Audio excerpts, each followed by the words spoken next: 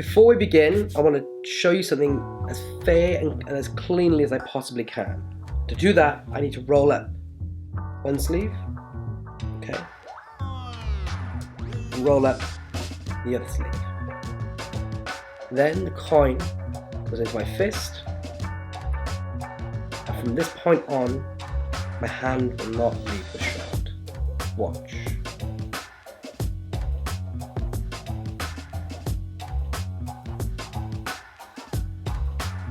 So watch the coin as it goes into my left palm, and I can show you there's nothing in my right hand whatsoever. If I take that coin in my right hand now, make it completely vanish. What you just saw were two coin vanishes that I created myself for the sole purpose of this video. Now they're inspired or heavily influenced by the methods or the look of other coin vanishes out there. But the idea is to use those two coin vanishes as a vehicle to teach you to think about creating your own coin vanish. And by the end of the video, hopefully you should be able to go off and do just that. So let's give it a whirl. So really quickly, before we jump into how to create a coin vanish, I want to clarify something. I'm not into trick exposés, it's not my style. I could do a whole different video on that. But what I do want to say is that these videos are only directed to magicians. I block laymen on my social media through Twitter, Instagram, and Facebook. They don't get to see these trick trailers that I put out. They don't get to see any of these YouTube videos. They don't get to see anything. So I don't mind sharing with you guys tips on creativity and exercises you can do. I don't mind giving you new principles you can add into your work. But again, I'm not going to be just flat out exposing tricks from A to Z because it's not my style, and I'll talk about it another time. But if you guys are interested in learning how to apply these new ways of thinking or old ways of thinking, but come in to you maybe for the first time, then stick around and hit subscribe because I'm going to be doing loads of videos like this. That's the boring part done. Now let's jump into how to create a coin vanish. Before we get going, those two vanishes at the beginning are not very good coin vanishes. I just want to let you know that in case you didn't already figure that out for yourself.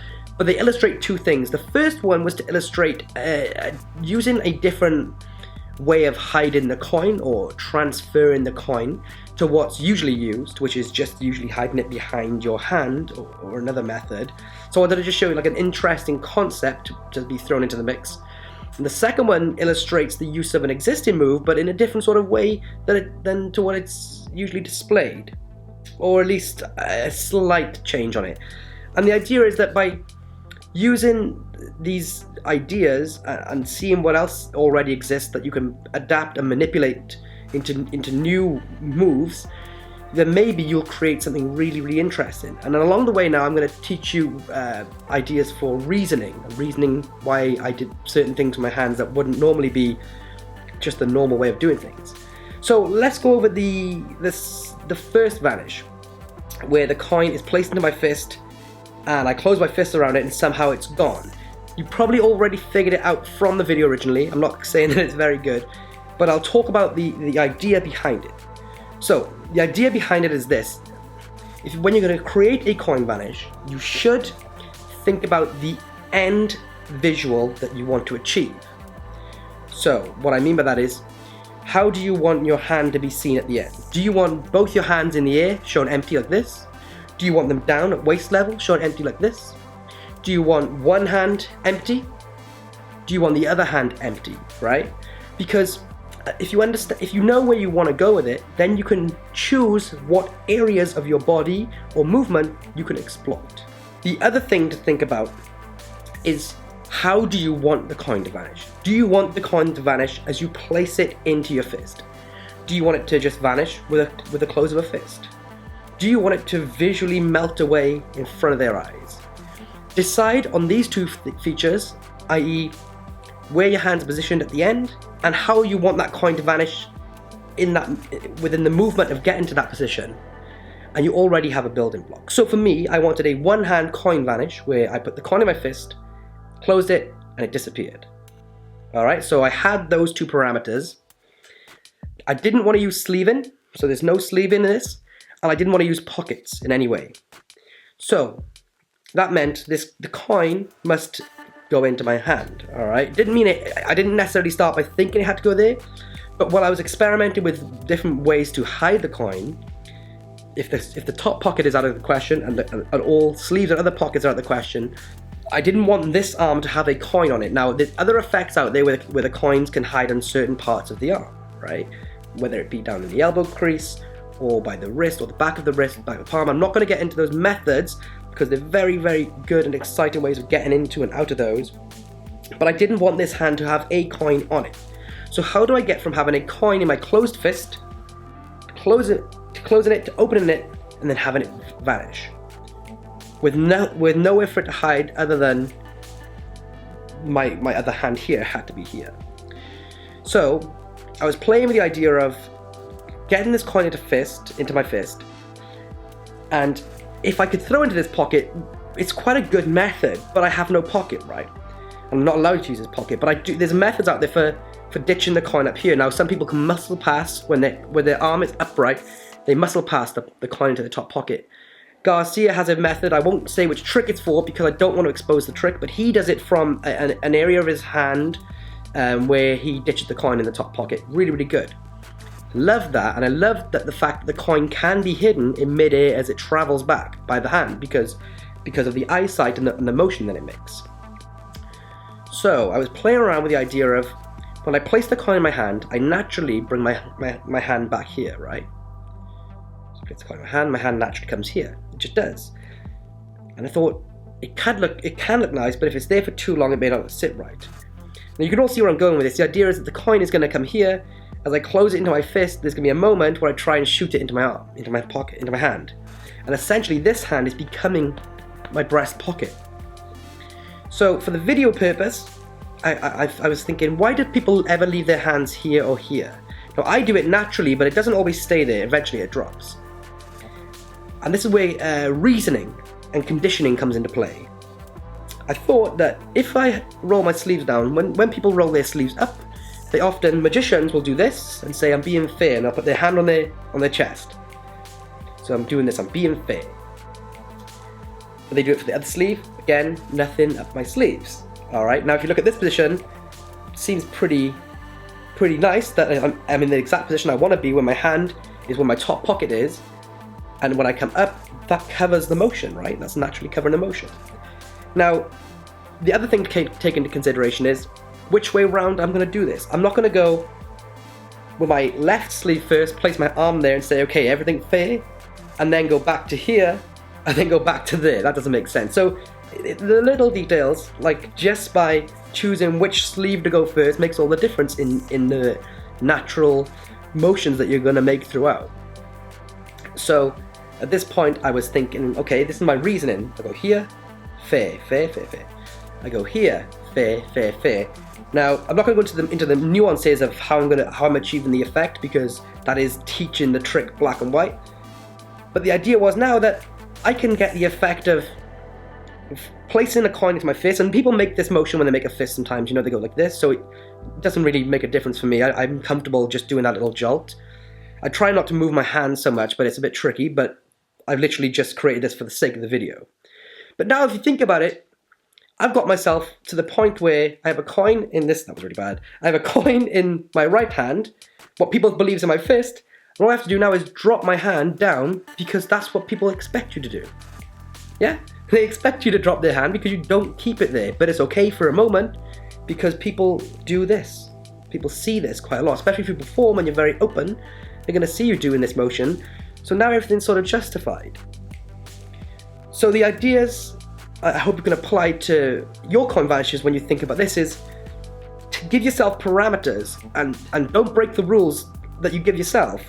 So I didn't want to use pockets, sleeves, or any other pockets or ditching methods using like clothing, and I wanted this hand to be completely empty at the end. So what I opted to do was use my hand as the pocket and found reasoning for it to be where the pocket was in terms of normal motion. Okay, so you could do it with your hand at the side pocket. You could do it for reasoning for going down through your through the neck of your t-shirt or something. Whatever way you find, it could be ways to ditch the coin with other objects. Okay, so I have a video. I think there's been some work on it by other people where I ditch the coin behind a deck of cards on a table, but you can't see it because of the angle.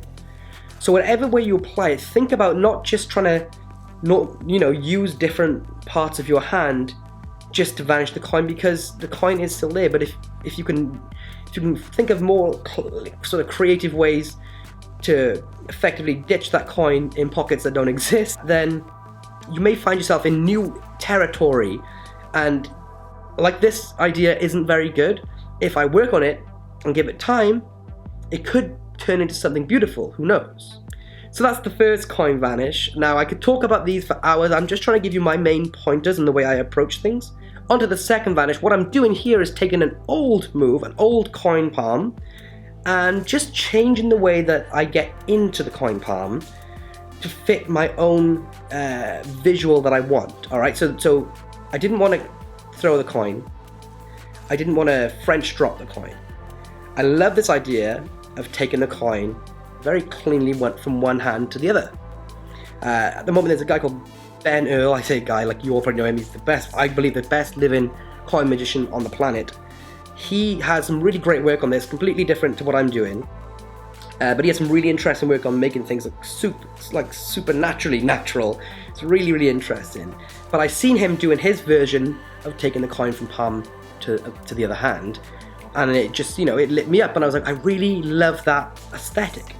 So I began playing with existing moves and existing methods to try and just find my own way of getting into and out of this slide.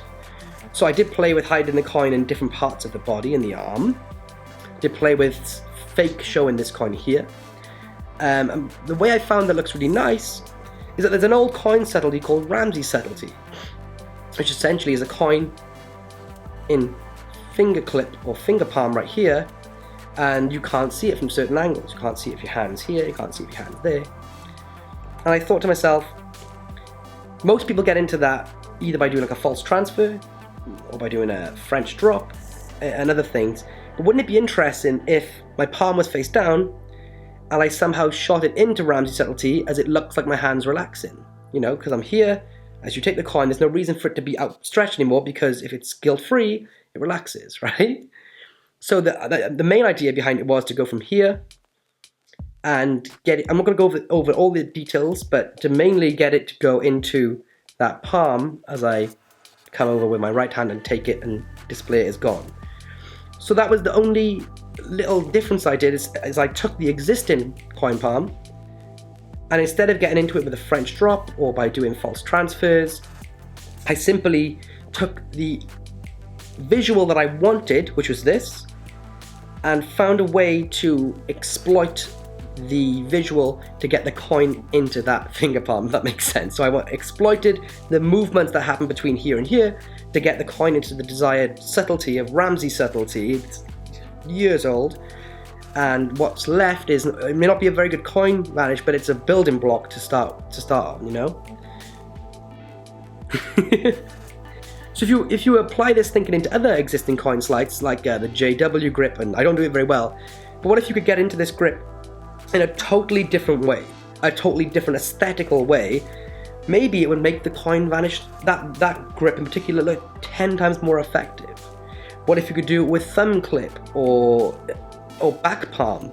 Any types of holdouts or hideouts or coin slides you could think of, just try and use a new way or movement of getting the coins into that position, and you may find yourself in some really exciting new territory. Whew, that's today's video. Hopefully you guys enjoyed it. Hopefully you took something away from it, and I just want to say, thanks for watching, and thank you everyone that's commenting and liking it so far and sharing it, because I didn't think that these videos were going to take off in any way, shape or form, and I really appreciate it. If you haven't already, don't forget to subscribe, because the more people I have, the more I can keep doing and growing and building this. And if you could, then share the video so we can get this in front of more people's eyes and build a bigger community. In the meantime though, comment below with what you liked, didn't like, and what you want to see next, because I literally do read these comments and think, okay, I'm going to do this for my next video, so you actually can make a difference in what the content's going to be. But anyway, that's today's episode done and dusted. I hope you guys have a good rest of your week. It's only Tuesday, which kind of sucks because like the weekend's ages away. But anyway, I hope you have a good week and it's not too hardcore. We're at the tail end of like Storm Ophelia here, so we did batten down the hatches, but I think like, that's the worst of it over. Anyway, I'm rambling now. Until the next episode, don't forget to subscribe, share, comment, all of that stuff. And until then, just stay happy.